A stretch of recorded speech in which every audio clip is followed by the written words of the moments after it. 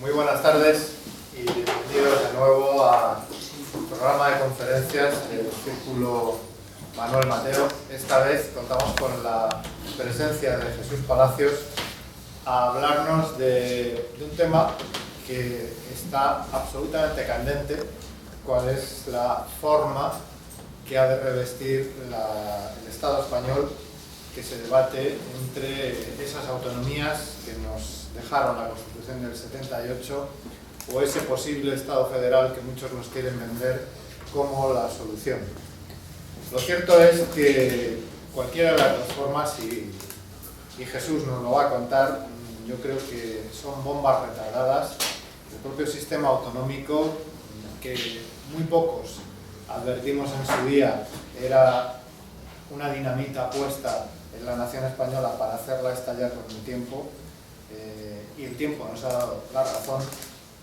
Ha devenido en un estado imposible. La crisis catalana ha abierto esa ventana de oportunidad y realmente no sabemos cómo se resolverá todo este enclave, este momento histórico, y oportuna es la reflexión que hoy nos viene a traer Jesús. Jesús, del que me voy a permitir una breve reseña de su biografía literaria. Es periodista, historiador especializado en historia contemporánea, ha sido profesor de ciencia política y es colaborador en la Facultad de Ciencias Políticas. Forma parte del Consejo Editorial de la Sociedad de Estudios Contemporáneos Cosmospolis, editora de la revista www.cosmospolis.com, y ha escrito en los semanarios Tiempo, Interview, Tribuna, Panorama, Más allá de la ciencia y Próximo Milenio, y en los diarios El Mundo, La Razón, El Periódico de Cataluña, Libertad Digital y El Español, así como en varios digitales. Es contertulio habitual en programas de debate de radio y televisión de Intereconomía, Telemadrid, Telecinco y Onda Cero. Ha colaborado en La Guerra Civil Española mes a mes, editada por El Mundo, publicado numerosos artículos de investigación en la colección de libros El franquismo año a año, Lo que se contaba y ocultaba durante la dictadura, y en la colección de 36 volúmenes El camino de la libertad, 1978-2008. También La democracia año a año, en El Mundo, y para televisión ha producido y dirigido la serie de 4 documentales ¿Por qué Juan Carlos?, en Telemadrid en el año 2005, y Las claves del 23F, Telemadrid 2006, emitidos todos en prime time. Igualmente es autor de varios libros académicos y de investigación, como Los papeles secretos de Franco, un ensayo sobre las relaciones entre Franco, Don Juan y Don Juan Carlos, La España totalitaria, publicado por Planeta en el año 99, un análisis exhaustivo de la época más convulsa y agitada de la historia española del siglo XX, el periodo de la Segunda República, la Guerra Civil y la Segunda Guerra Mundial. Quizá por el que más ha sido conocido es por 23F, el golpe del CSIC, Planeta 2001, en el que por primera vez se han revelado las claves y enigmas sobre el intento de golpe de Estado del 23 de febrero de 1981. Publicó también Las cartas de Franco en la esfera de los libros, 2005, Franco, Juan Carlos, del franquismo a la monarquía, en Flor del Viento, 2005, Franco, mi padre, la esfera de los libros, 2008, escrita con el reconocido hispanista Stanley G. Payne, una biografía sobre Franco y en el que por primera vez se recoge el testimonio exclusivo de Carmen Franco, hija del caudillo. También, y volviendo sobre el 23F, publicó 23F, El rey y su secreto, Libros libres, 2011, un ensayo que a juicio de analistas y de la crítica especializada ha sido calificado como el libro más importante de su género por su calidad y originalidad, desvelando razonablemente los enigmas de ese 23F. Ya en otoño de 2014 ha publicado, junto al hispanista citado Stanley G. Payne, Franco, A Personal and Political Biography, editado por Wisconsin Press. Y en España, Franco, una biografía personal y política que fue editado por Espasa. El general Sabino Fernández Campo, ex jefe de la Casa Real de Su Majestad el Rey, afirmó que Jesús Palacios es un escritor importante que proporciona a sus obras un extraordinario interés y que las fundamenta en una documentación rigurosa y casi siempre inédita hasta entonces. A Jesús Palacios le deberá la historia de los últimos tiempos muchas aclaraciones que contribuirán a que en el futuro se tenga un concepto más exacto, más neutral y más independiente de lo sucedido en momentos decisivos de la vida de nuestro país. Con vosotros, Jesús Palacios.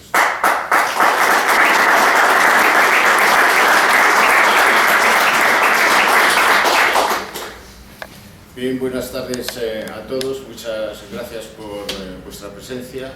Gracias, Carlos, por esta presentación. El tema de fondo que nos ocupa hoy es realmente, como ha dicho Carlos, un asunto de una extraordinaria actualidad, precisamente derivado desde las convulsas semanas, meses que estamos atravesando, viviendo, no cerradas y que seguramente no se van a cerrar ni en las próximas semanas y meses y posiblemente años, si la situación política en España sigue con los mismos actores, tras la declaración unilateral de independencia, la declaración de independencia del separatismo catalán y de todas las convulsiones que han venido, que se vienen derivando tras estas mismas declaraciones. La crisis de Cataluña es, sin duda alguna, la crisis del Estado de las autonomías. Y va a ser ahí precisamente en el tiempo en el que me voy a dedicar un poco más, para hacer una reflexión sobre el Estado de las autonomías, analizar un poco brevemente después la cuestión del federalismo por el que tanto están clamando los partidos políticos, sobre todo el Partido Socialista y otros partidos que lo quieren acompañar, más allá todavía en el radicalismo, como es la fracción de Podemos, la convergencia de Podemos, hacia un camino, exactamente no se sabe qué, pero que sin duda alguna significaría un precipicio para España como nación. Esta crisis estalla a los 40 años de las primeras elecciones democráticas celebradas el 15 de junio de 1977. Durante ese periodo, España ha atravesado por dos gravísimas crisis. Una de ellas fue sin duda alguna el terrorismo de ETA, un terrorismo que a lo largo de 40 años, parte en la última etapa del régimen de Franco y sobre todo después con mayor turbulencia, los años llamados de plomo, los años tremendos en los que ETA asesinaba a 100, 125, 140 personas al año, los años 78, 79, 80, 81, en adelante, con sus casi 1000 muertos, sin embargo, no ha supuesto, ni mucho menos, la gravísima crisis que sí ha generado el estallido revolucionario, pacífico, con esa revolución de las sonrisas que claman los separatistas en Cataluña y que está marcando la crisis de nuestro tiempo, la crisis de España. Ahora bien, ¿cuál es la raíz del problema? Si la raíz del problema la queremos analizar desde el título 8º de la Constitución o el artículo 2º de la Constitución, donde se introduce el término de nacionalidades, estamos posiblemente en un examen parcial del mismo. O si queremos llevarlo a la época en la que Zapatero, en el año 2006, se metió profundamente en la ruptura absoluta con el espíritu de la Constitución del 78 y se fue por otros vericuetos buscando su legitimidad en la Segunda República, haciendo un llamamiento a la memoria de su abuelo y una serie de cosas que llevó a cabo, como la Ley de Memoria Histórica, el segundo Estatuto de Autonomía o el Pacto con ETA, estaríamos lejos de ir a la raíz verdadera del problema.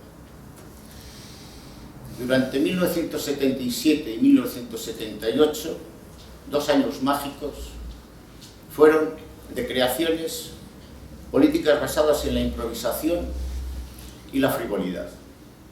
Y sus artífices fueron el rey Juan Carlos, un bisoño rey, Juan Carlos, tenía mucha voluntad de querer salir de la orilla del régimen del Estado autoritario hacia un sistema democrático, en donde prácticamente, en ese caso, toda la sociedad, o prácticamente casi toda la sociedad, quería acompañarle también en ese camino, y un aventurero, pero ambicioso, sin fisuras y sin final tampoco, un ambicioso Adolfo Suárez, que así mismo se definió en su momento como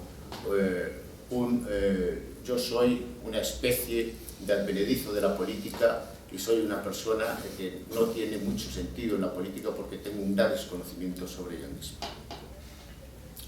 ante las peticiones inicialmente por parte de los grupos políticos que vinieron, que estaban instalados en el exilio, algunos en el interior del Partido Nacionalista Vasco, o los grupos creados por Unió y por Convergencia, por el señor Pujol, demandando reconocimiento de su personalidad y lo que siempre se ha llamado de una forma exagerada, de su personalidad histórica y su singularidad histórica.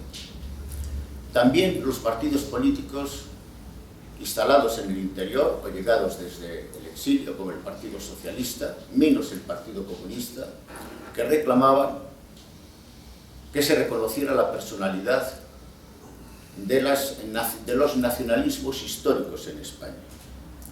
Por ello, Suárez optó no por analizar estos dos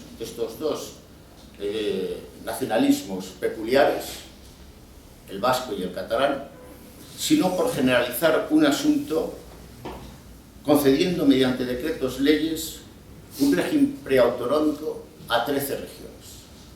Ahí es donde está el principio de la raíz del problema.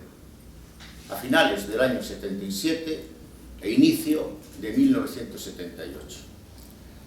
13 regiones en las que se concedió simplemente por Real Decreto Ley, sin ningún otro tipo de debate entre los grupos políticos, sino por la voluntad específica del presidente del gobierno y de su gabinete, decretos leyes de preautonomía a Cataluña, País Vasco, Galicia, Aragón, Canarias, País Valenciano, Andalucía, Baleares, Extremadura, Castilla-León, Asturias, Murcia y Castilla-La Mancha. Inicialmente aquí se dejaban al margen y fuera a Cantabria, Navarra, Madrid, Rioja y las ciudades de Ceuta y Melilla.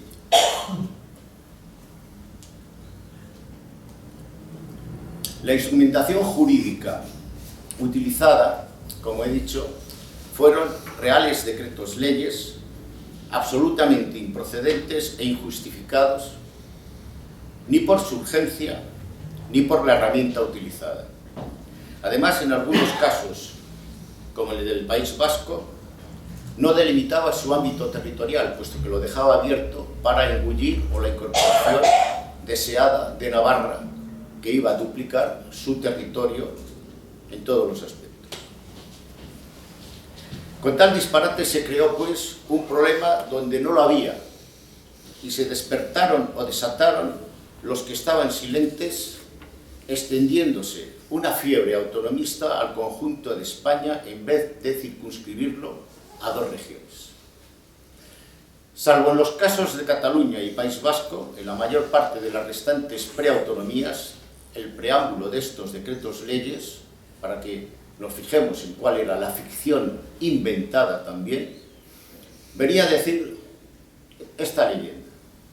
El pueblo gallego, aragonés, valenciano, etc., ha manifestado reiteradamente en diferentes momentos del pasado y en el presente su aspiración a contar con instituciones propias dentro de la unidad de España. Yo estoy convencido, quienes vivieron aquel tiempo, quienes estaban al tanto de lo que ocurría en España en aquellos momentos y quienes eran observadores de ese instante, de ese periodo, estoy convencido que ninguno, ni en sus grupos, en la sociedad, ni por los medios de comunicación, en modo alguno se desataba el deseo de que en La Rioja, de que en Castilla-La Mancha, de que en Valencia, de que en Galicia, de que en cualquier otro sitio, había un deseo por parte del pueblo, de la sociedad, porque lo habían manifestado en diferentes momentos históricos de su pasado o también del presente. Es decir, era algo impostado, algo absolutamente inventado, pero que venía bien para aquello que se formuló después por el ministro Clavero Arévalo, el ministro de las Autonomías, y por el presidente Suárez, aquello del café para todos, por aquello de intentar amortiguar los deseos autonómicos o nacionalistas de catalanes y vascos y hacer una especie de totum revolutum general en España con todo el conjunto de las regiones. El régimen preautonómico pues, fue mucho más lejos de una simple descentralización del Estado y de transferencia de funciones al otorgar amplias parcelas de poder del Estado, incluso legislativas, por las que dejaban de estar subordinadas a las Cortes Generales. Este hecho de dar capacidad de poder legislativo en lo que ha sido después la formación de los parlamentos en las diferentes comunidades autónomas es de una capital importancia, puesto que desde ese hecho se ha desmembrado la unidad de conjunto legislativa en España, en el Estado español y en España como nación. Por ello, García de Interría llegó a escribir en 1980 que nuestro país se juega literalmente su propia subsistencia sobre la opción autonomista de la Constitución. La Constitución de 1978 se pergeñó, pues, sobre un hecho consumado, el de los regímenes preautonómicos, consagrando una forma de Estado sub generis sin homologación alguna en el derecho comparado y desconocida en el marco jurídico del derecho internacional.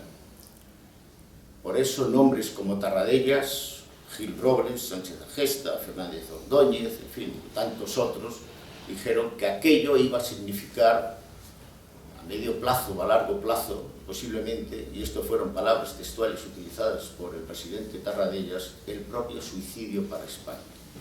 40 años después estamos viendo, constatando, con la inclusión, la explosión en Cataluña con esta declaración de independencia, esto, el recorrido que hemos tenido durante estos 40 años, aboca a España como nación precisamente de continuar por ese camino hacia su desaparición o a precipitarse, desde luego, hacia su desmembración.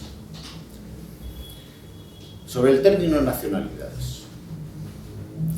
En ninguna de las 7 constituciones anteriores a la de 1978, es decir, la de Bayona de 1808, la de Cádiz de 1812, el Estatuto Real del 34, la Constitución del 37, la del 45, la del 69 después de la Gloriosa, la Constitución del 76 y la Constitución del 31, figura la palabra nacionalidad. Ni siquiera en el proyecto de Constitución en julio de 1873, durante ese esbozo fracasado, cantonalista y de República Federal, se llegó a plasmar, no se llevó a cabo después esa Constitución, pero en el proyecto no figuraba el término nacionalidad, sino el de región. La primera Constitución que reconoció la región fue la de la Segunda República en 1931, que declaraba la República como Estado integral, huyendo deliberadamente del término Estado federal. Por eso Jiménez de Asúa afirmaría entonces que deliberadamente no hemos querido decir en nuestra Constitución que España es una república federal. No hemos querido declararlo porque hoy, decía, tanto el unitarismo como el federalismo están en franca crisis teórica y práctica. Y los estatutos catalán de 1932 y vasco de 1936 se constituyeron como región autónoma dentro del Estado español. Sin embargo, la Constitución del 78 fue, en su originalidad y en su innovación, más lejos, reconociendo la existencia de nacionalidades en España. Ya sabemos lo que indica el término nacionalidad. Según la Real Academia Española, nacionalidad es sinónimo de nación. Persona que vive o que es miembro de una nación. Nacional es el que pertenece a una nación específica. Aquí, por lo tanto, entramos en algo que ni siquiera los federalistas en la Constitución norteamericana llevaron a cabo, porque ya sabemos qué es lo que significa el término federal: unir, no desunir. Por lo tanto, de muchos a uno, y en la originalidad española, de uno a muchos.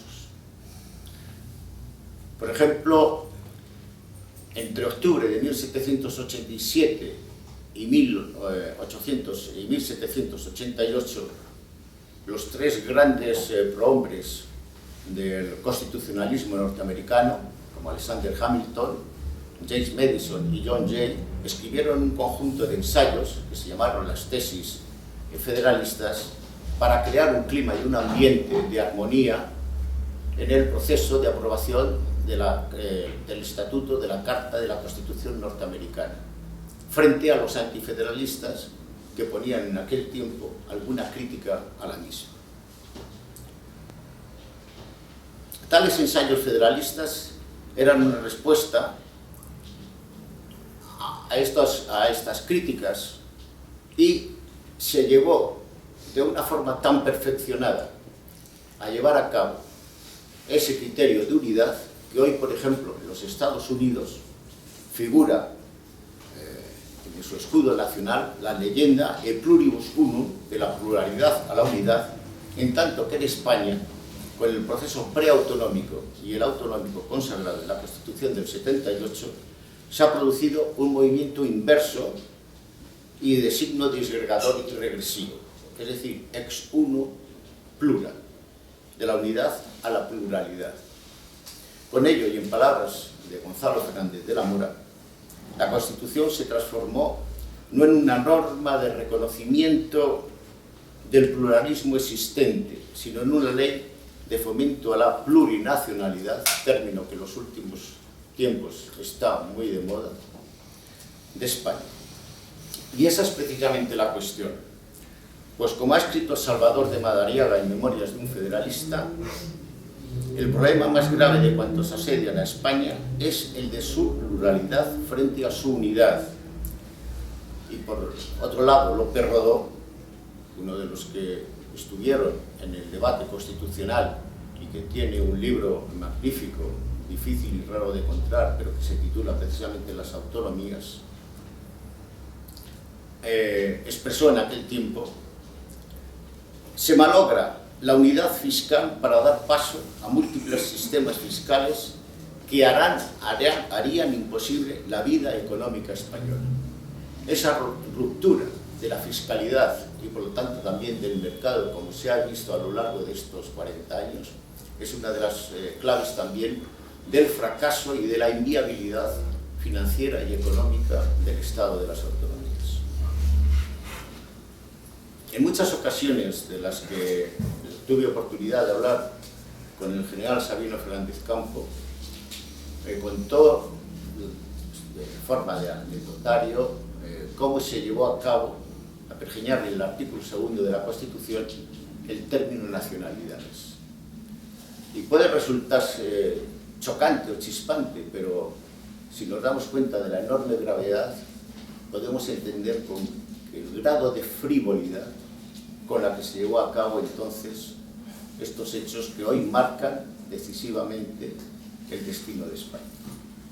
Un día, en el despacho de ayudantes, el rey se presentó alborazado diciendo: ya está, Adolfo Suárez ha dado con la tecla, porque el debate constitucional había embarrancado por presiones de los nacionalistas y también del Partido Socialista de que el término nacionalidad tenía que estar dentro del articulado de la Constitución y que, junto a si se declaraba España en su integridad como una unidad, tenía que existir también el término nacionalidad inmediatamente ahí.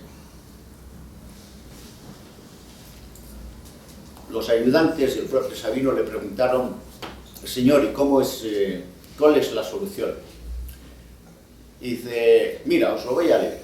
Y entonces cogió el artículo 2, tal cual está redactado, de la Constitución, y se lo leyó.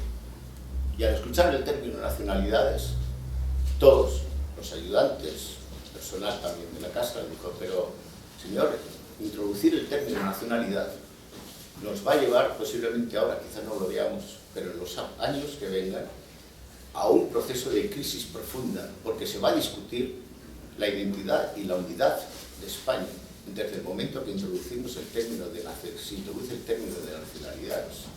La respuesta del rey no puede ser más simple. Bueno, pero eso ya lo veremos con el tiempo. Ahora de lo que se trata es de no pararnos y de continuar adelante. Y así, de esa forma, se llevó a cabo la inclusión del término nacionalidad en la Constitución. Así es como se van haciendo las cosas y cómo se conservan después dentro del disparate mayúsculo. También los estatutos del País Vasco y de Cataluña de 1979 se promulgaron con una mayoría de votos emitidos en cada provincia, es decir, mayoría simple, mientras, contra de los estatutos similares en la República de 1932 y 1936, se exigía el voto afirmativo de los 2/3 del censo electoral y entraron en vigor antes de la existencia de que se creara el Tribunal Constitucional como Tribunal Máximo de Garantías Constitucionales. En la República se exigían los 2/3 del censo electoral y aquí simplemente valía con la mayoría de votos emitidos.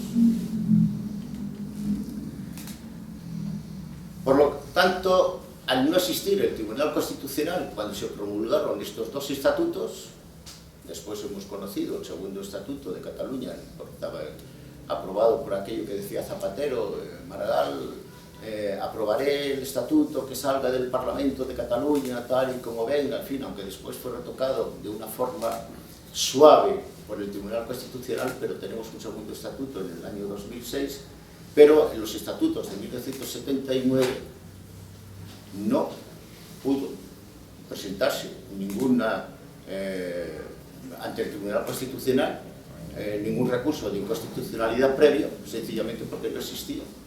Y por lo tanto es otra anomalía también dentro del devenir de los primeros pasos que se dieron en aquellos años iniciales iniciáticos de la democracia en España.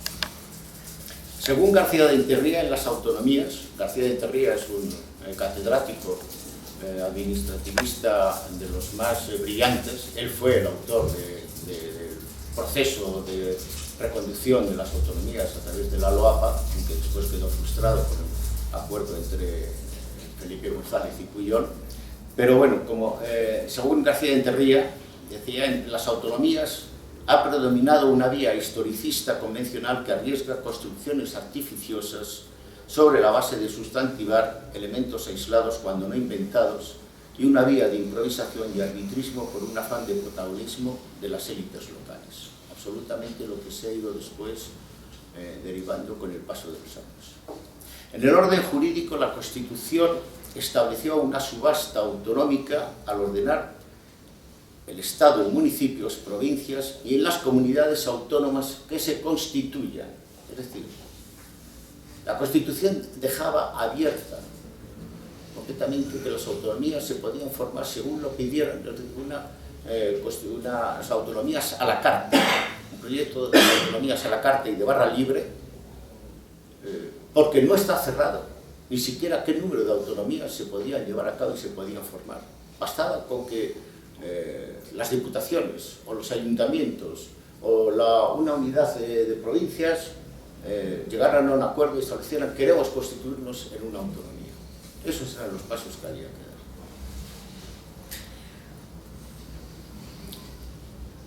Aunque es verdad que después, para la aprobación de los estatutos de autonomía, la propia Constitución, con muchas vaguedades, establece un verdadero galimatías según la naturaleza de los diferentes territorios.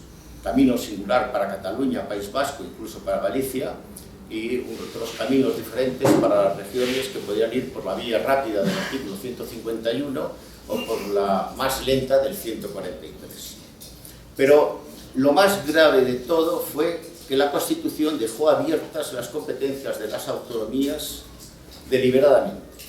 Es decir, el Estado no estableció un techo de competencias, pudiendo incluso a transferir competencias exclusivas del Estado.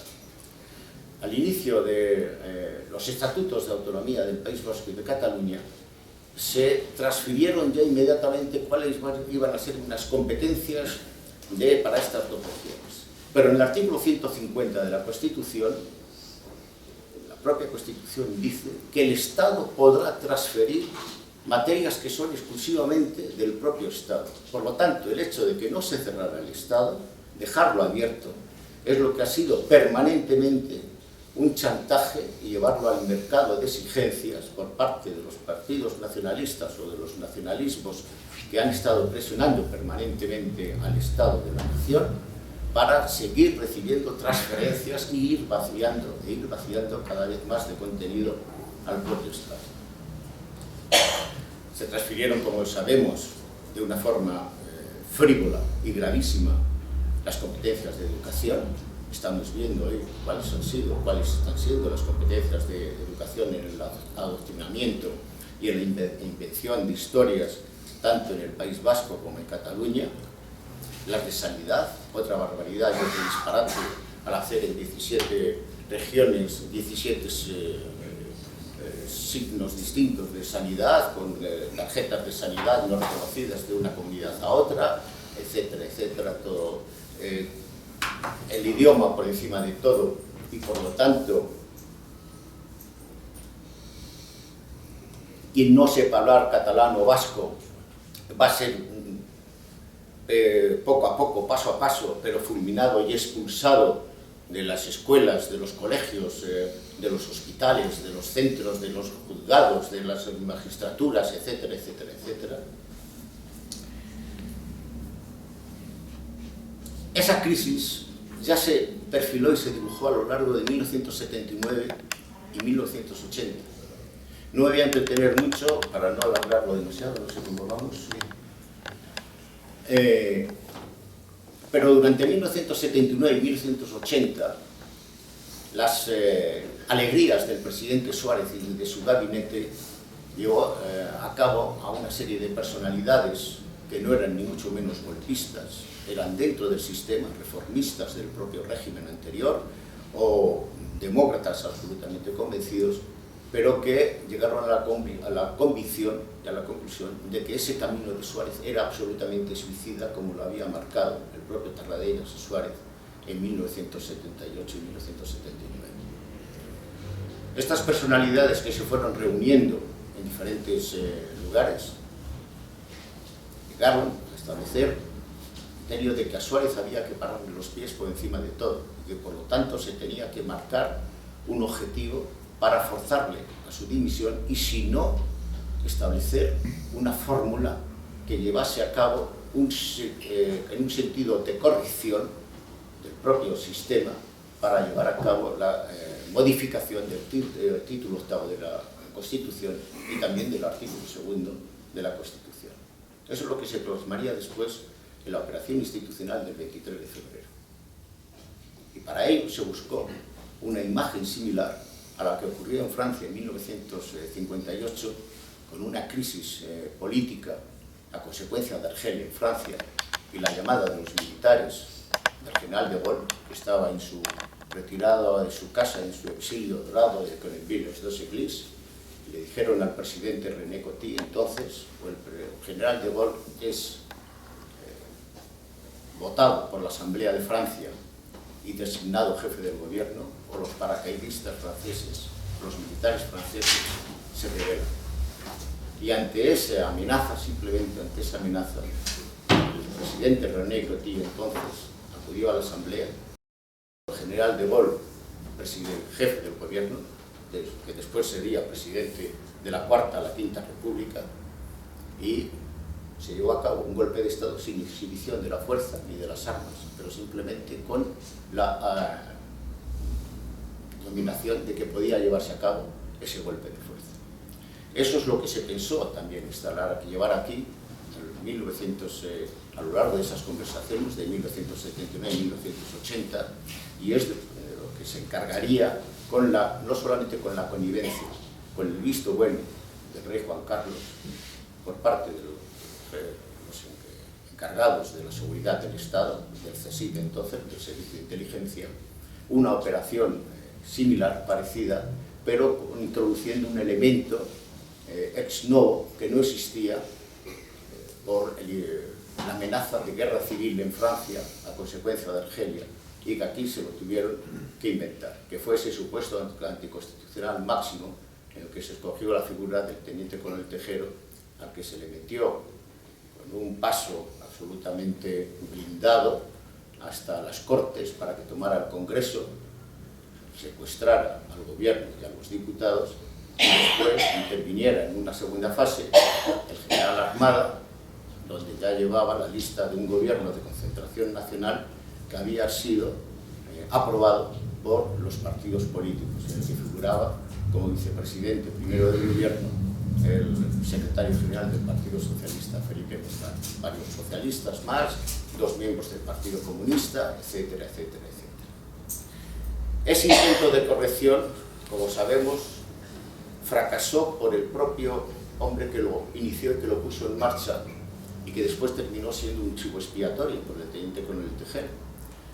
Y cuando el general Armada, de madrugada, se puso en contacto con Zarzuela y le dijo: señor, he fracasado, el teniente coronel Tejero se ha vuelto loco, no me ha permitido entrar en el hemiciclo para hacer la propuesta del gobierno a los diputados y a los jefes de filas, es el momento entonces el que el rey, ante la presión a la que estaba siendo sometido, decidió cortocircuitar al teniente coronel Tejero, diciéndole al general Milans que retirara las unidades que había desplegado por las calles de la tercera región militar en Valencia. Pero pese al fracaso de la operación del 23F, quedó el rescoldo de lo que yo he llamado en los libros y en diferentes artículos del golpe de Estado psicológico, que ese golpe de Estado psicológico duró 25 años.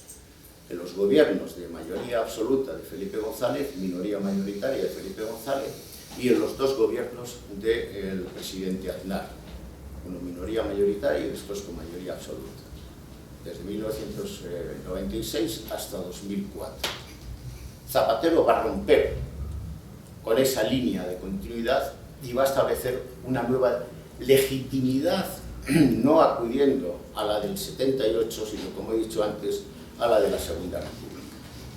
Me he referido también a la LOAPA como intento del catedrático García de Interriga para racionalizar el ámbito de actuación y competencia de las autonomías, pero que al dejarlo morir el Tribunal Constitucional en uno de los múltiples acuerdos en los que estaba en esa subasta de presión y chantaje entre los gobiernos nacionalistas, PNV o Convergencia y Unió, y el presidente de turno en cada momento, en este caso Pujol y Felipe González, quedó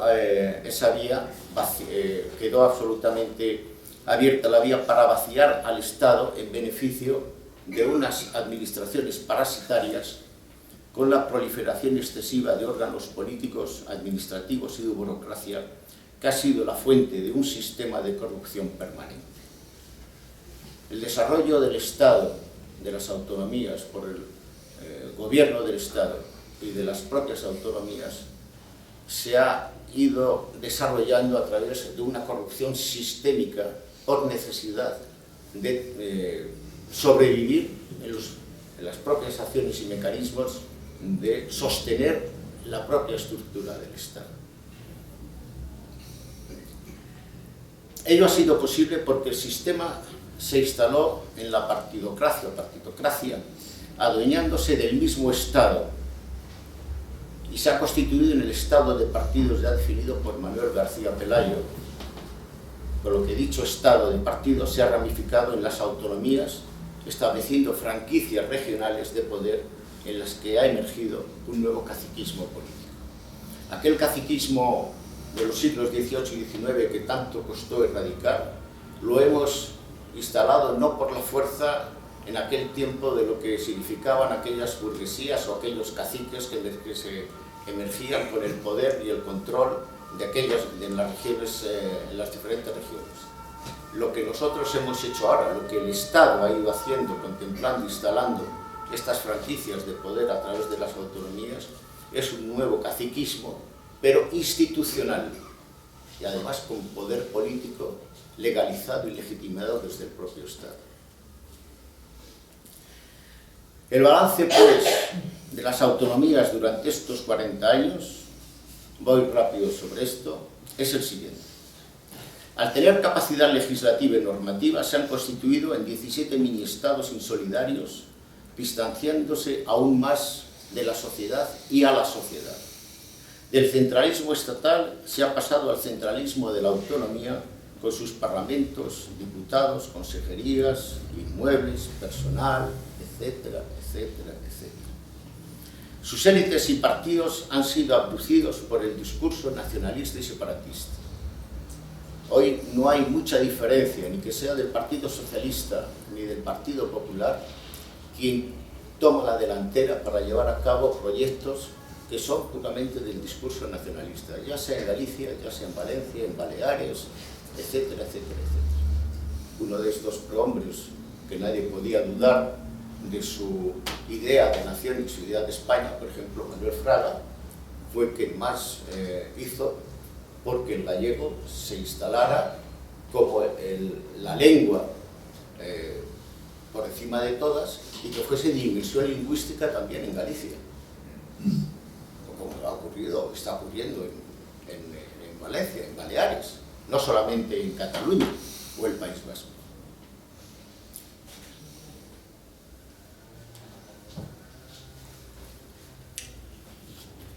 Los nacionalismos vasco, catalán y gallego, en estado embrionario aún, lejos de apaciguarse, han incrementado sus deseos de independizarse en un, o bien, Estado libre asociado, en el caso vasco, en la declaración de independencia que estamos viviendo estos días en Cataluña, en un proceso que sigue abierto y activo pese a esta aplicación sui generis del presidente Rajoy, de aplicar el artículo 155, que consiste exclusivamente en convocar inmediatamente, es decir, disolver el Parlamento y convocar exclusivamente elecciones para el 21 de diciembre. Estos son los efectos del artículo 155, que en la propia Constitución son tan amplios como la forma de vaciarse el Estado en su transferencia a las autonomías.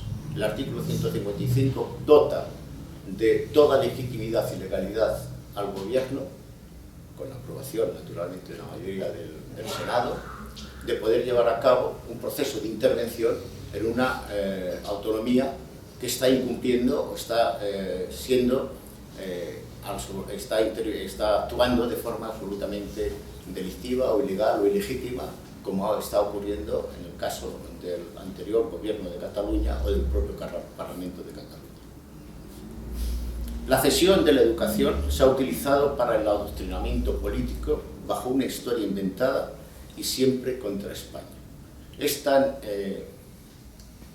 brutal los ejemplos que estamos conociendo de adoctrinamiento en la educación, pero ya no solamente en Cataluña, en la región de Valencia, en el País Valenciano, en Baleares, en tantos otros sitios, que llama poderosamente la atención, no ya la ceguera, sino la connivencia de los diferentes gobiernos del Estado, Partido Socialista y en este caso el Partido Popular, gobierno del señor Rajoy, que niegan que pueda haber sistemáticamente un adoctrinamiento en las escuelas, porque ni siquiera la alta vigilancia de la autonomía y del Estado para ver cómo se cumple o no se cumple con las normativas legales en la educación, pese a la inmersión lingüística en las comunidades autónomas, niegan formalmente que haya adoctrinamiento en las escuelas. Y tenemos un ministro tan simpático como este señor Méndez de Vigo, o quien no vayamos a decir que no se entera de nada, porque lo conoce perfectamente. Y naturalmente saben que hay adoctrinamiento. Sin embargo, tienen que negar porque son cómplices de toda esa situación y de todo ese proceso. Y no se van a disparar tampoco contra ellos mismos. Por lo tanto, hoy el español está cercado y asfixiado, fijaros qué imagen, por el catalán, el valenciano, el vasco y el gallego. Un idioma hablado por 500 millones de personas, en la raíz, en la matriz, en su propia nación, en su propia tierra, sin embargo es donde más se le discute y hasta donde más se le persigue. Hoy no es posible educar en español a ningún niño en un colegio en Cataluña, sin que se haya tenido en cuenta sin que hayan tenido en cuenta las sentencias judiciales y las denuncias presentadas, o rotular los negocios en español, etcétera, etcétera. Ahora se ve más descarnadamente, desde que hemos visto que ha resucitado de nuevo el sentido nacional en España. Pero hasta estos momentos, quien criticaba o quien hablaba en contra era absolutamente marginado, separado de la comunidad, retirado. La Constitución dice que los españoles somos libres e iguales y que no pueden existir privilegios entre unas regiones y otras. La diferente estructura de las comunidades autónomas, sin embargo, evidencia lo contrario. Hay desigualdades entre españoles según sean de una comunidad o de otra. Es decir, que las autonomías han profundizado en las desigualdades territoriales y entre españoles. Se ha roto la unidad de mercado por la infinidad de normas, restricciones y burocracia existente con agravios comparativos entre unas y otras. La legislación fiscal es injusta para el conjunto de los españoles desde el momento en el que se han privilegiado distintos patrones fiscales para el País Vasco, Navarra, los fueros, o para Cataluña y las demás comunidades, soportando los españoles unas tasas impositivas que llegan a la figura del expolio. Las autonomías son ineficientes y, lejos de acercar al conjunto de los ciudadanos, los han distanciado más. La idea aquella de que llevemos cerca de los ciudadanos todas las administraciones para que esto se resuelva sin tanta burocracia, al final se han multiplicado por 17 y, lejos de resolverlo, lo que han hecho ha sido complicarlo mucho más y distanciar entre grupos o sociedades de españoles de diferentes regiones entre unos y otros. La legislación fiscal es injusta para el conjunto de los españoles desde el momento en que se han privilegiado, esto sí lo que acabo de decir. Las autonomías, además, se han caracterizado por una gestión despilfarradora y absurda, generando una corrupción sistémica de ámbito general y, además, sin fin. Su financiación es costosísima y por su endeudamiento están prácticamente quebradas, teniendo que recurrir permanentemente al llamado FLA, Fondo de Liquidez Autonómica. La casta caciquil en la que se ha instalado las diferentes administraciones autonómicas, esta casta caciquil dirigente, ha convertido las autonomías en órganos de propaganda a través de medios de comunicación públicos, como las televisiones, las radios, o subvencionando a medios de comunicación privados, todos ellos absolutamente ruinosos y con un coste de mantenimiento altísimo. El Estado de las autonomías se ha hipertrofiado hasta límites inaceptables, creando duplicidades, órganos superfluos, embajadas y oficinas de representación en el exterior y cargos sin freno.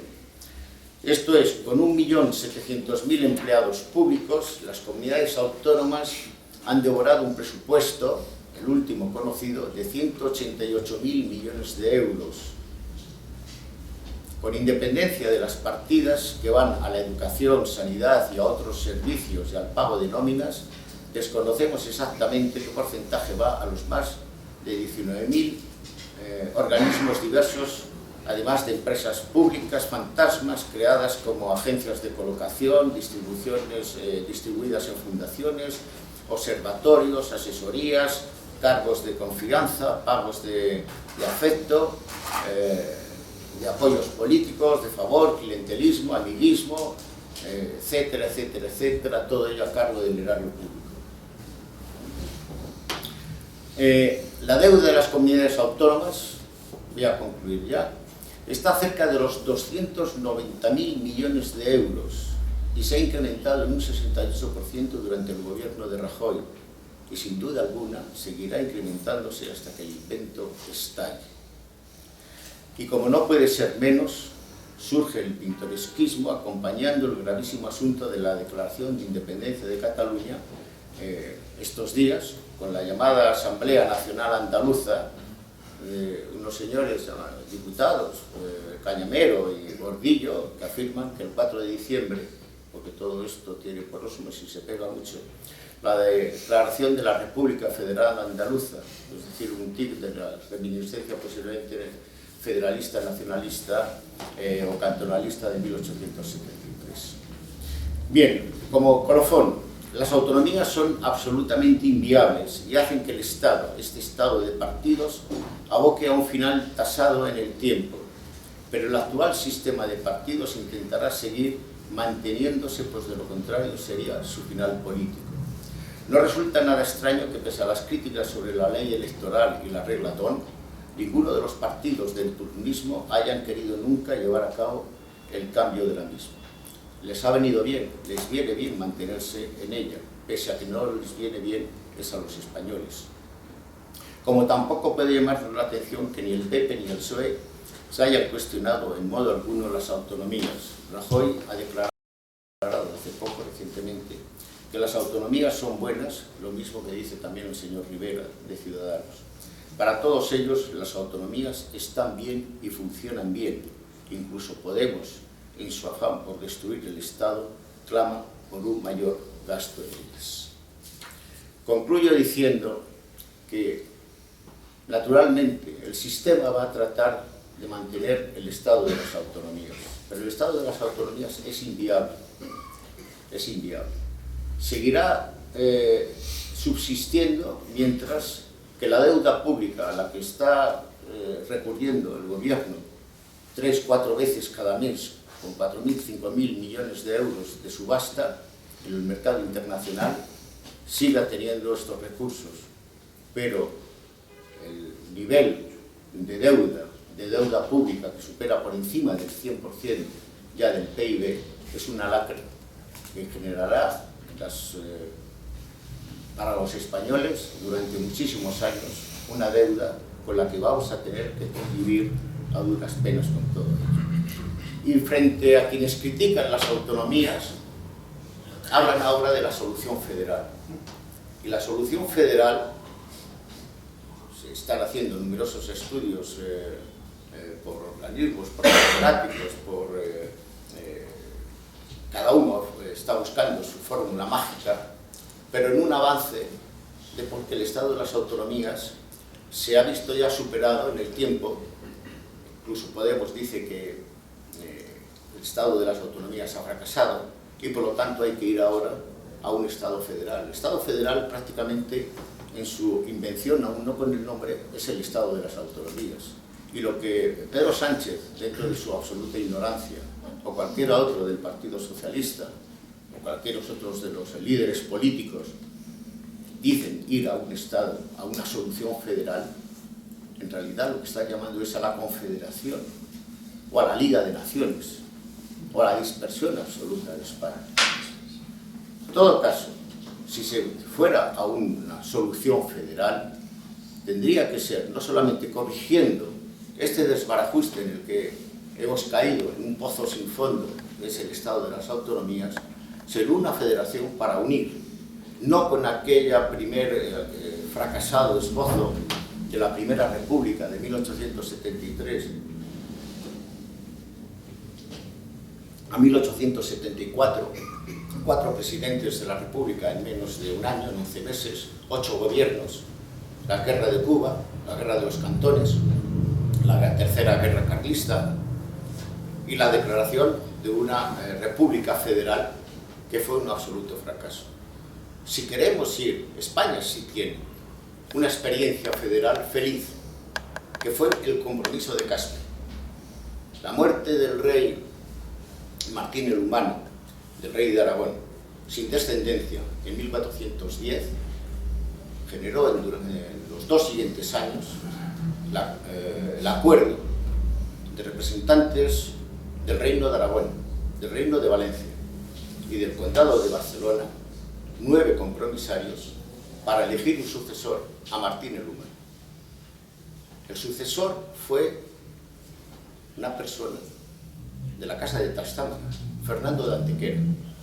Fernando de Antequera, en el Reino de Castilla ya existía un rey de la Casa de Trastámara. Fernando de Antequera, al tomar posesión del Reino de Aragón, fue lo que posibilitaría unos años después, que Isabel y Fernando II, pudiera establecerse el Reino de España y la nación de España. Es realmente la solución federal que vivió España hace más de 500 años. Y en ese caso fue feliz, porque fue para unir, no para disgregar ni para disolver.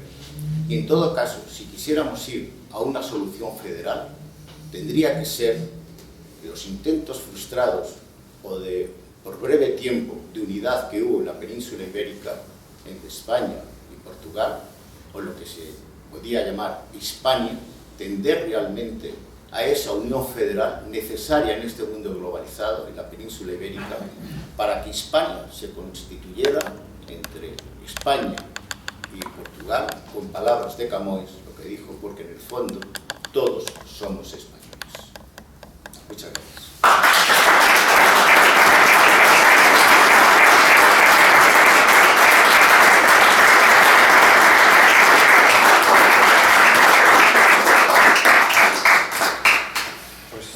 A mí no me queda otra cosa que decir que ha sido absolutamente magistral y brillante tu intervención, que te estamos muy agradecidos, y me voy a permitir, desde el privilegio que tengo de estar a tu lado en esta mesa, abrir el fuego del debate. Has tocado al final una cuestión que para mí también fue clave en aquellos años preautonómicos y que ha determinado toda la desigualdad de representación política que vino a continuación, y que es algo que también precedió a la propia Constitución del 78, que fue la ley electoral. Aquella ley por virtud de la cual quien vota en regiones como País Vasco o Cataluña tiene el privilegio de tener mayor representación política que quien vota a nivel nacional o en otra región de España, lo que ha hecho que nos sintamos rehenes, sea el partido que sea mayoritario que se han elegido a nivel nacional, sea PSOE o sea PP, rehenes de una minoría del País Vasco o de Cataluña para poder llegar a pactos de gobierno. Me gustaría que nos hablaras un poco de cómo se pergeñó esa ley electoral y por qué no ha sido posible cambiarla. La ley electoral de 1979 fue obra del que después sería en el momento del 23 de febrero presidente de las Cortes, del año de Maravilla. Pero esa ley electoral se llegó al acuerdo entre los grupos políticos para que fuese exclusivamente para las primeras elecciones democráticas, es decir, las del 15 de junio de 1977. Porque después se tendría que buscar en el acuerdo, concurso de todos, una nueva ley electoral. Sin embargo, la ley electoral desde que se aprobó, ninguno de los grupos políticos, de los partidos, siempre desde la oposición han dicho que la van a modificar, que la van a cambiar, pero cuando están en el poder ninguno la quiere cambiar.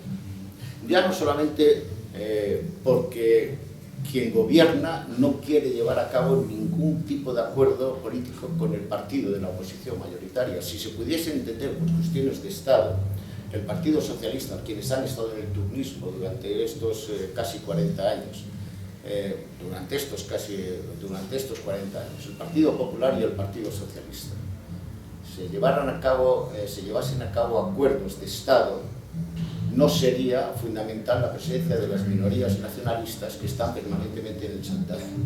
Pero como huyen de llevar a cabo acuerdos políticos en el conjunto y en beneficio de la sociedad, es más beneficioso para ellos llevar a cabo acuerdos con quienes están expoliando al propio Estado o a la nación española.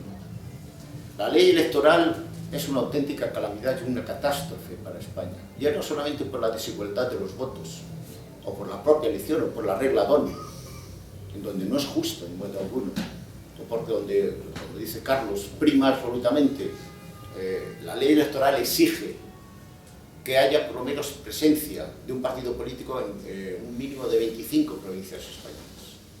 Y sin embargo, las minorías nacionalistas pueden, por arte de gracia, presentarse en sus regiones exclusivamente. El País Vasco, entre regiones,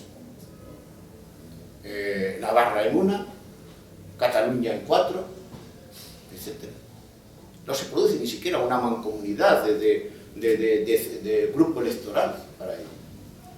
Y están privilegiados en la representación del voto, porque el voto de un ciudadano en Gerona o en Lérida vale 10 veces más o 12 veces más que el voto de un madrileño. Y la representación, por lo tanto, es absolutamente desproporcionada y es injusta. Pero ninguno de los partidos políticos que están en el sistema abogan por el cambio, la transformación de la ley electoral. ¿Por qué? Porque les interesa exclusivamente en su idea de cortoplacista de gobierno. Los políticos de hoy no sirven a la sociedad en términos generales, se sirven de la sociedad. Y por lo tanto, la ley electoral, quienes hablen de que la quieren cambiar, no llevarán nunca a cabo esto, salvo que sea la sociedad harta de toda esta estafa, llegado el momento cuando ha resucitado de nuevo, hace poco Manuel Valls, que fue primer ministro de Francia, decía, los españoles deberían preguntarse qué es ser español o qué es España. O en España los españoles deberían preguntarse qué es ser español. Si eso lo hubiese dicho hace 3-4 meses, hubiera tenido todo el sentido. ¿Por qué? Porque el concepto de España estaba absolutamente desaparecido. La deconstrucción nacional ha sido un hecho durante cerca de estos 40 años. Pero esta misma declaración de independencia del separatismo catalán nos ha despertado, no por que lo haya fomentado el gobierno, sino contra, frente o a pesar del gobierno, simplemente un hecho. Un mensaje del rey que no quería el presidente del gobierno, el Partido Popular, que hablara en televisión dirigido a los españoles en menos de 5 minutos, y es más que le corrigieron varios tramos de su breve mensaje, y la explosión del concepto de nación, no ya significada por un acontecimiento deportivo, sino profundamente del sentido de nación en los españoles, es lo que ha despertado en un hecho absolutamente histórico, con el precedente posiblemente de la explosión que hubo en 1808 ante la invasión napoleónica en España, en este caso sin virulencia, sin armas, sin guerra. Sin embargo, se vuelve a despertar otra vez el sentido de la nación, el concepto de España, el concepto nacional, el concepto español. No el nacionalismo español, como en tono denigratorio quiere decir el nacionalista catalán. ¿Por qué? Porque el nacionalismo español no existe en el sentido de que ya está hecho. El nacionalista es el que quiere llevar a cabo su pretensión y su idea de constituirse en Estado y por lo tanto en nación, o en nación y en Estado. Pero el nacionalismo español, en este sentido, no existe el concepto de la nación y existe por lo tanto el concepto de España, cosas que son absolutamente claras y que hay que mantener una diferencia entre unos y otros. Cuando nos digan para denigrar, tú eres un nacionalista español, lo que hay que responder es que el concepto de España no es de un nacionalismo español, sino es de un sentido de la nación, frente a quien quiere pretender llegar a ser también nación y Estado, que es lo que quieren ser los separatistas en este caso. Que España no es un proyecto, es una realidad. Lleva más de 500 años. ¿Alguna pregunta? Disculpa, por incidir en lo que has comentado, ¿se sabe cuáles son las correcciones que le hicieron en el mensaje del rey? Concretamente, el rey quería avalar y apoyar la intervención de los cuerpos y fuerzas de seguridad del Estado, tan denigrados por la propaganda interior y la propaganda internacional, porque es muy difícil poder defender unas imágenes ante una porra y ante quienes dicen que están siendo agredidos porque quieren votar. Por lo tanto, el rey eso quería mantener, quería afirmar su apoyo a la intervención, porque los cuerpos y fuerzas de seguridad del Estado, la policía y guardia civil, no hicieron más que acatar las órdenes que les dieron, malas órdenes que les dieron aquel coronel que era el coordinador de los cuerpos y fuerzas de seguridad del Estado, ante la traición de los Mossos de Escuadra y ante la traición del mayor de los Mossos, José Luis Trapero, ¿no? Pero el rey quería hacer eso y, sin embargo, desde la melifluidad, un término que, en fin, pero desde lo melifluo de un señor como Rajoy, pues claro, estos discursos o estos mensajes siempre tienen que ser coordinados entre gobierno y Casa Real, por lo tanto eso se tachó. Pero lo cierto es que ese mensaje es el que ha hecho despertar, sin duda alguna, frente a este ataque de segregación, separación, fomentado y dejado y casi permitido a lo largo de todos estos años por los diferentes gobiernos españoles del Partido Socialista y Partido Popular, ha sido una reacción, absolutamente la reacción explosiva, la impulsión cívica más feliz que ha ocurrido desde hace prácticamente 200 años. Y el despertar del pueblo español, ¿tú en qué crees que acabará? Porque llegará un momento que el pueblo español abra los ojos, harto de tanta traición, tanto por parte del PP como por parte del PSOE, como por parte de Ciudadanos, en cuanto voto que pegue otra vez, y de Podemos ni hablar. ¿En qué va a quedar eso? Este líder populista que es muy demagogo y que se inventa las cosas según su conveniencia, sí. Pablo Iglesias, lo que no es tonto. No. Y cuando él ha dicho hay que romper el candado de 1978, lo que está queriendo decir es que hay que terminar de machacar la Constitución para desmembrar completamente el Estado, porque su posibilidad para llegar a gobernar en una operación revolucionaria, leninista, como fue Lenin en el centenario de la Revolución Bolchevique, es desmembrar la nación sobre los despojos, después volver a unir. Y después, con mano firme, establecer una dictadura de orden igual. Esta explosión de nacionalidad, de sentido de la nación, lo estamos viendo en cualquier lugar, en cualquier pueblo, ciudad y barrio, en cualquier sitio de Madrid, de Valencia, de Murcia, de Sevilla, de Cataluña, de Barcelona, de cualquier lugar. No es un hecho espontáneo, en el sentido de que sí, ha estallado espontáneamente, pero no es circunstancial y no se va a reducir en el tiempo. Lo que ocurre es que los partidos políticos, de la misma forma que lo hicieron en la época de Aznar, el Partido Nacionalista Vasco, tras el asesinato de Miguel Ángel Blanco, querrán reconducir eso también en su propio beneficio. Lo que yo no creo es que en estos momentos la sociedad española, que se siente española por encima de todo, sin ascripciones de ideologías políticas, vaya a ceder durante más tiempo a todo este simulacro de gobiernos que tenemos, o de gobiernos parásitos que tenemos. Llegará un momento en que la sociedad civil, de una forma cívica, con una revolución silenciosa o manifiesta, ponga término a todo esto. Y ese momento será el de llevar a cabo esos reajustes que tendrán que ser en la Constitución, la desaparición de las autonomías y de volver a un Estado-nación. España no puede funcionar con una fórmula federal. La única fórmula federal con la que puede funcionar, porque hemos tenido un ensayo que fue absolutamente disparatado y de caos entre 1873 y 1874, el ensayo de la Primera República. Pero España sí puede funcionar, o la península ibérica puede funcionar, si se federaran y se unieran lo que siempre fue la península ibérica, lo que siempre fue España. Por lo tanto, hay que ir a luchar y a conseguir ese objetivo y ese propósito. Y hay que tener muy claro que lo que no nos pueden es seguir manteniendo en el embuste, en el engaño y en el expolio frente a un sistema corrupto y perverso hasta límites insospechados, de que nosotros no tenemos nada que decir. No, ahora sí que tenemos cosas que decir.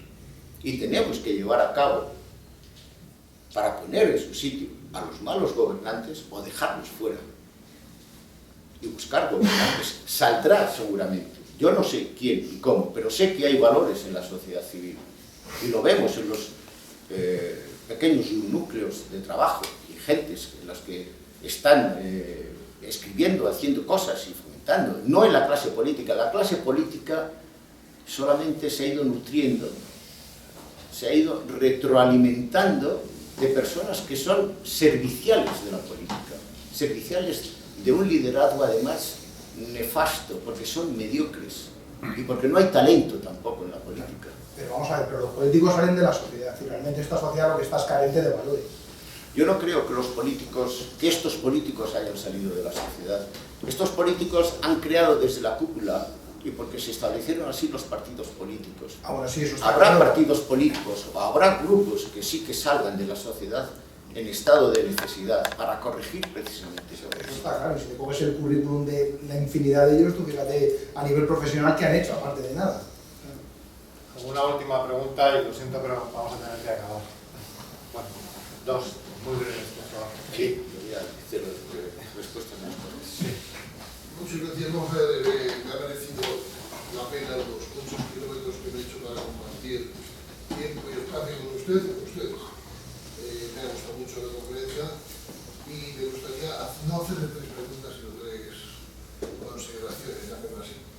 Hay una pregunta que me he ido haciendo todo el rato, que es la presencia, o sea, la figura del rey, nombrando duque a Suárez, y en su momento, una transición que tal, contestada y apoyada está, pues fue un hecho, no fue improvisado. Esto tuvo que pensarse durante mucho tiempo. El propio Franco ya hizo mención y me ha sorprendido que no haya ni una sola palabra en su conferencia, que imagino está velada al tema de la masonería, que ha intervenido en la historia de España en muchísimas ocasiones. Entonces, que nunca se menciona, parece que hay una especie de tabú de miedo a hablar de un tema que tiene presencia real. Entonces, la primera consideración es felicitarle, la segunda es decir que ¿por qué no se menciona? Yo recuerdo un viejo profesor que tuve, abogado, que decía que siempre se había comentado en la historia de España que había 5 reyes en el mundo, los 4 de la baraja más el rey de Inglaterra, y que alguien había decidido que su majestad fuese el sexto. Pero claro, ¿cómo se llama Inglaterra? Reino Unido, porque la corona unía al Reino Unido. Como en España no había reino que unir, pues había que dividirlo en pequeños reinos para que luego la corona fuese el motor de la vida. Es una consideración que evidentemente no viene de improviso, es una consideración a hacerlo para que usted la utilice, que posiblemente la conoce. Y después, las autonomías están perfectamente definidas por la broma de las autónomas suyas. O sea, todo lo que usted ha dicho es poner fechas, datos incontestables a una broma que fue magistral de Fernando Sánchez Cayo, con Jaime Casas, en la cual narraba todo lo que usted ha dicho, lamentablemente, la financiación, la ley de los partidos, la ley de los votos, la ley de los... Creo que es lo que está llevando. Entonces, vuelvo a preguntar qué importancia o qué presencia ha tenido esa... Vamos a llamar reyes. Hay, según dicen ahora mismo en las teorías políticas, hay dos, siempre ha habido dos enfrentamientos de dos bloques, monárquicos, republicanos, rojos, azules, revolucionarios, lo que sea. Y ahora parece ser que los dos bloques son el capital financiero y el capital industrial. ¿Cómo es posible que un banco pueda apoyar a Zapatero, sacándole en portada al señor de Santander, por ejemplo? ¿Cómo es posible que todas esas preguntas surgen, dice, nacen aquí en España por una casualidad? Me cuesta trabajo, pero de todas maneras, muchas gracias, don Jesús, ha sido un placer conocerlo. La única mérito que tengo es ser viejo. Muchas gracias por sus palabras y por la consideración. La masonería, yo estoy convencido, por lo menos y el profesor Payne y yo, hemos descubierto un dato alguno. Franco fue, una de las obsesiones que tuvo a lo largo de su vida fue precisamente el de la masonería. Y durante muchos años, en la época del aislamiento y de la condena internacional, escribió una serie de artículos en el diario Arriba con el seudónimo de Hacking Bob. Bueno, yo estoy convencido que él, que estuvo preparando, después saliera como saliese, pero bueno, a un joven príncipe llegado aquí para estudiar y vigilado de cerca por él desde los 10 años y después designado sucesor en la jefatura del Estado a título de rey en julio del 69, que el rey Juan Carlos se hubiese iniciado antes del 75 en algún signo iniciático en la masonería. Lo que sí estoy absolutamente convencido, y yo no sé quién fue de los dos, quién a quién, o si fue Mario Conde o el rey, pero que sí después lo han iniciado al rey, el rey abdicado, como Federico Jiménez dos Santos lo llama, el rey campechano, ¿verdad? El campechano, bueno, sí se ha iniciado en la masonería. Ahora bien, ¿qué fuerza puede tener en las decisiones políticas, en las decisiones que puedan tener los gobernantes? Esto siempre forma parte de la nube. Hay quien señala que en este proceso de independencia en Cataluña, la masonería sí ha tenido una participación fuerte importante, y de hecho no lo han ocultado, porque la presidente entonces Forcadell, en el 300 aniversario conmemorativo del 300 aniversario de las logias masónicas en España, nos recibió poco antes de llevar a cabo este proceso de la declaración de independencia en el Parlamento, en un acto solemne, absolutamente. Y hemos conocido declaraciones y manifestaciones también de personas importantes de la masonería. Sí, serían dos preguntas. La primera sería, ¿qué valoración hace usted de la propuesta que ha hecho el candidato socialista de Cataluña, Iceta, sobre la condonación de la deuda de Cataluña y la repercusión que puede tener con el resto de autonomías? Y la segunda es si puede hacer una pequeña valoración de lo que puede pasar mañana a las 9:30 de mañana, que vendrán todos los consejeros que están ahora en prisión a declarar al Tribunal Supremo, y qué valoración cree usted que puede tomar, qué decisión puede tomar después con ellos que están ahora cumpliendo con ellos. Bien, por la segunda, yo soy de los convencidos de que tenemos separación de poderes a ratos. A ratos. Este juez del Supremo, que es un buen instructor, sin embargo, sí que tiene con aquello que decía el fiscal general del Estado, Carlos Conde de Pumpido, y algunos otros, del polvo de las togas y de arrastrarse por el camino. Es decir, hay cuestiones de Estado que los jueces, los magistrados y los fiscales tienen que también saber valorar. Al presidente del gobierno, al gobierno, no le interesa bajo ningún concepto que cuando empiece la campaña electoral haya ninguno de estos exconsejeros o personas en la cárcel. Y por lo tanto, de la misma forma que hemos tenido unos autos de prisión incondicional por parte de la juez Lamela de la Audiencia Nacional, y otro punto de vista del instructor del Tribunal Supremo. Cuando mañana les tome declaración, las medidas que va a tomar va a ser exactamente las mismas que ha seguido con la presidenta del Parlamento, Forcadell, y con los otros miembros del Parlamento.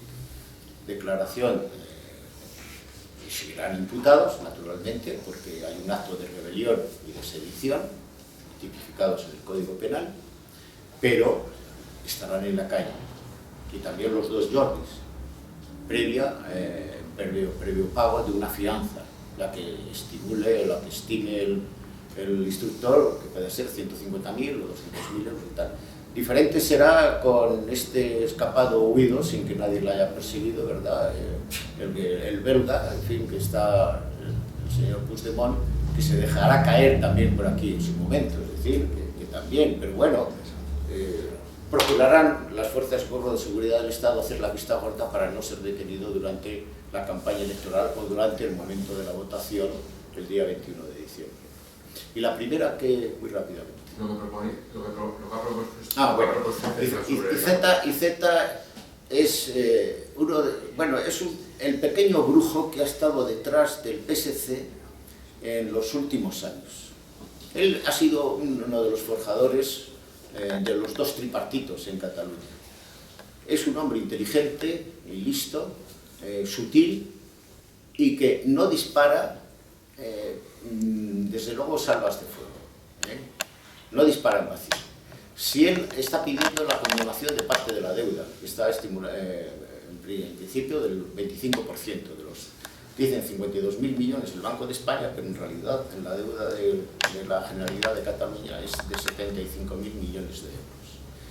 Y ahora sale con que lo que estaba demandando siempre, o desde la época de Artur Mas, la Hacienda, la fiscalidad propia, es decir, el cupo vasco y la fiscalidad. Eso es absolutamente inviable e imposible, porque supone la quiebra absoluta del sistema. No puede darse por encima de lo que ya tiene, es decir, el cupo vasco, que ahora lo hemos visto y tiene razón en esto, por ponerse como se está poniendo Ciudadanos y Rivera, es un agravio a los españoles, porque no se puede llevar a cabo ahora